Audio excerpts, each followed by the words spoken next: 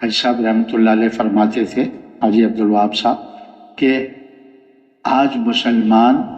اپنی زندگی کے مقصد کو بھولا ہی نہیں، بھول بھی گیا، بھول کو بھی بھول گیا ہے، اور آج مسلمان کو اس ذمہ داری کا احساس بھی نہیں رہا، پورا کرنا تو دور کی بات، احساس سے خالی ہو گیا۔ اس لیے ہمیں بتاتے تھے کہ یہ بولو مجمع کو، یہ بولو کہ اس پر لانا ہے کہ ہر مسلمان کو